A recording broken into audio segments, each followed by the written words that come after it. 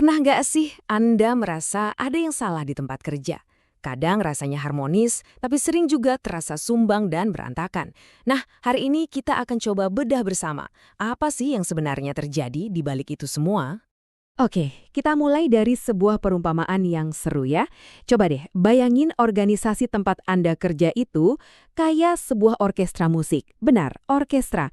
Di dalamnya kan setiap orang memegang alat musik yang beda-beda, dengan tempo dan gayanya masing-masing. Kalau semuanya ideal, mereka semua mengikuti satu partitur yang sama, dan hasilnya tentu saja harmoni yang indah. Tapi kita semua tahu kenyataannya seringkali jauh dari ideal kan? Ada yang mainnya kecepatan, ada yang ketinggalan, ada juga yang malah mainin lagu lain. Hasilnya kacau, konflik, miskomunikasi, kinerja anjlok. Inilah nada-nada sumbang yang sering kita dengar dalam sebuah organisasi. Nah, suara sumbang ini sebetulnya bukan terjadi begitu saja loh. Ini adalah gejala, sebuah sinyal kalau ada dinamika kompleks di dalamnya yang bisa kita analisis. Jadi ini bukan sekedar masalah, ini adalah data yang bisa kita baca.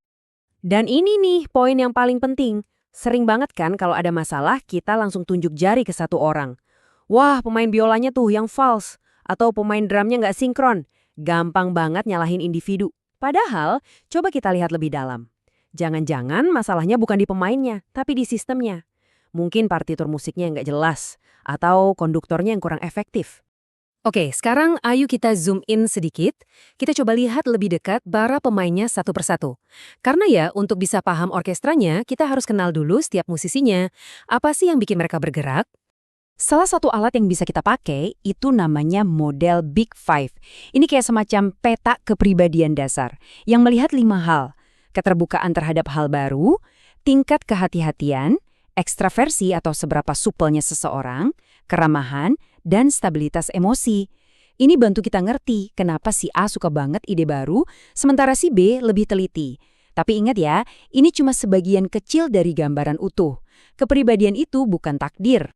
Sekarang, soal motivasi. Menurut teori dari Hertzberg, motivasi itu ada dua sisi loh. Di satu sisi ada yang namanya faktor higienis. Ini hal-hal kayak gaji, kebijakan kantor, atau supervisi. Kalau ini nggak ada atau jelek, kita pasti nggak happy. Tapi kalaupun semua ini bagus, belum tentu bikin kita semangat kerja. Nah, kepuasan kerja yang sesungguhnya itu datang dari sisi lain, yaitu para motivator, rasa pencapaian, dapat pengakuan, atau menikmati pekerjaannya itu sendiri. Beda banget kan? Nah, ini jebakan pikiran yang bahaya banget dan sering terjadi. Waktu lihat rekan kerja bikin salah, apa yang pertama kali muncul di kepala kita? Seringnya, dia emang pemalas, atau dasar nggak teliti. Kita cenderung menyalahkan karakternya. Jarang banget kita mikir, mungkin dia lagi kebanyakan kerjaan ya? Bias inilah yang sering jadi akar dari salah diagnosis masalah di kantor. Oke, kita udah lihat individu. Sekarang kita zoom out lagi ke level kelompok.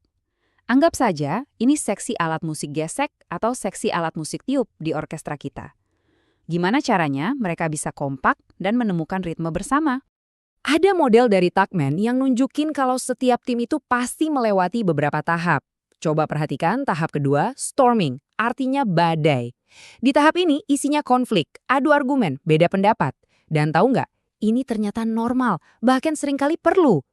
Tim harus melewati badai ini dulu sebelum akhirnya bisa kompak dan perform di level puncak. Ini menguatkan satu poin yang krusial. Banyak yang mikir harmoni itu artinya nggak ada konflik sama sekali. Salah besar. Justru konflik yang sehat, di mana ide-ide diadu dan diperdebatkan secara terbuka, seringkali malah menghasilkan keputusan yang jauh lebih cerdas dan berkualitas. Tapi ada juga sisi gelapnya. Kalau sebuah tim jadi terlalu kompak, sampai-sampai nggak ada yang berani beda pendapat, nah itu bahaya. Namanya groupthink.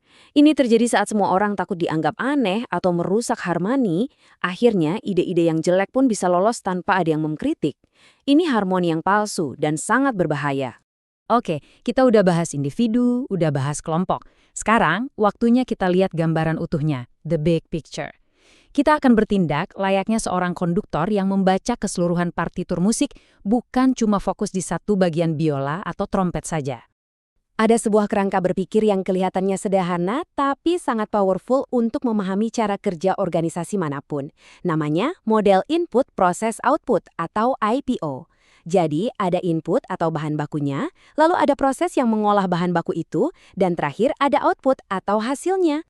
Mari kita bedah satu-satu. Input itu apa aja? Ya semua sumber daya yang kita punya, mulai dari kepribadian tiap karyawan, struktur tim, sampai budaya perusahaan. Lalu, proses. Ini adalah tentang bagaimana semua input tadi berinteraksi, gaya komunikasi kita, cara pemimpin mengarahkan, sampai cara kita menangani konflik. Dan output? Tentu saja, ini hasilnya. Apakah kinerja meningkat, apakah orang-orang senang kerja di sana, dan seberapa besar komitmen mereka. Sekarang, bagian paling serunya. Kita akan coba pakai semua konsep tadi untuk memecahkan sebuah masalah di dunia nyata.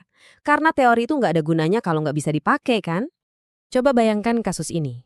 Sebuah instansi pemerintah meluncurkan sistem digital baru yang canggih. Tapi bukannya sukses, malah gagal total.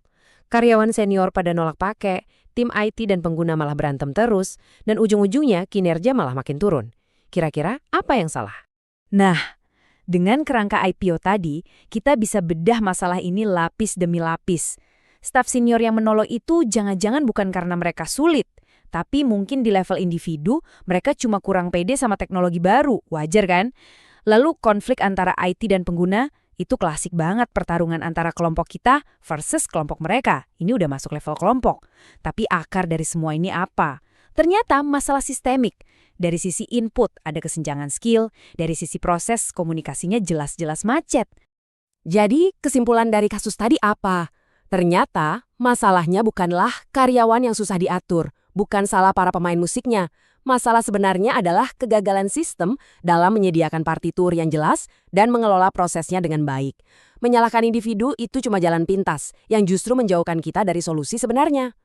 Nah, ini pertanyaan terakhir untuk Anda bawa pulang. Lain kali kalau Anda melihat ada masalah di tempat kerja, coba berhenti sejenak. Jangan buru-buru menyalahkan si pemain musik. Coba deh, periksa dulu partitur musiknya. Mungkin disitulah letak masalah sekaligus solusinya. Dengan begitu, Anda bisa menjadi konduktor yang lebih baik untuk orkestra Anda sendiri.